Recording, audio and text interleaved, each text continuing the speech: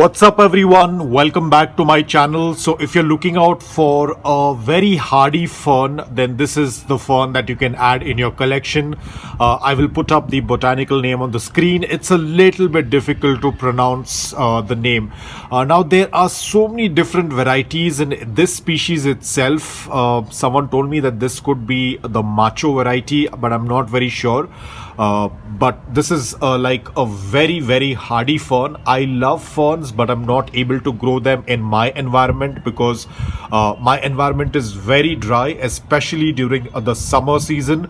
The humidity levels can drop up to 20%, which ideally you cannot keep your ferns in open.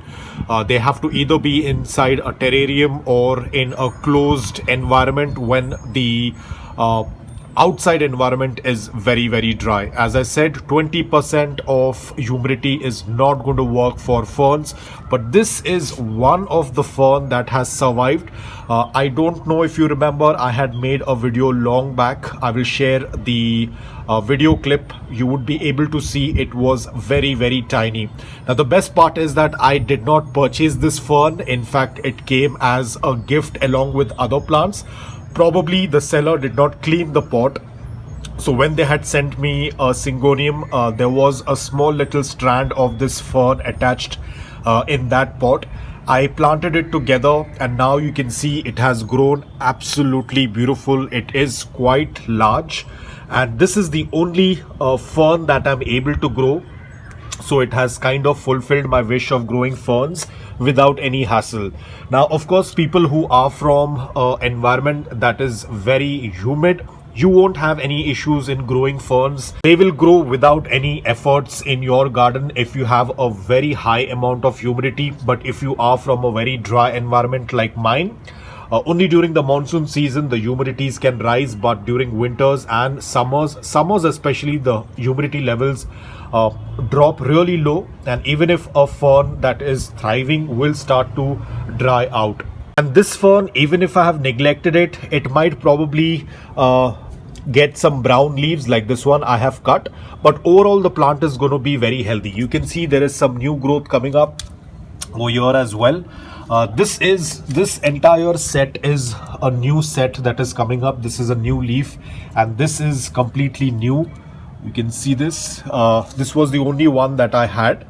It had grown from, I think, 1 or 2 strands that I had in that pot. So the most important thing, do not expose them to direct sunlight. They have to be in indirect bright light. I have kept this fern in between all the other plants, so that also helps to maintain a little bit of humidity.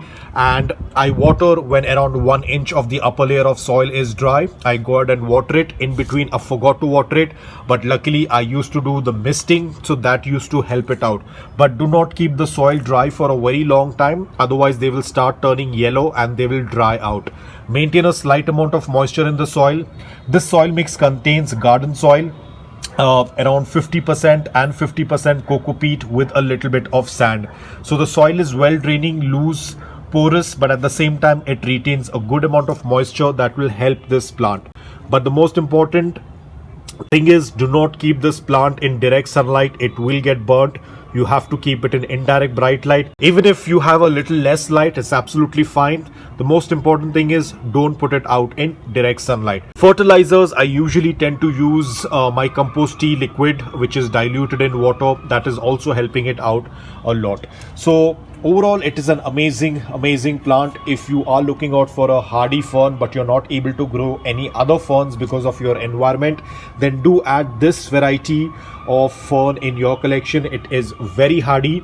Now another important thing, ferns do not put flowers. They have these fronds on the back. You can see a lot of people are scared that are these scale insects. These are not scales, but these are the pores. Through this the ferns tend to propagate or tend to multiply, just like how our flowering seeds. The same way, these will get airborne and land up somewhere else, and then they will start to grow again.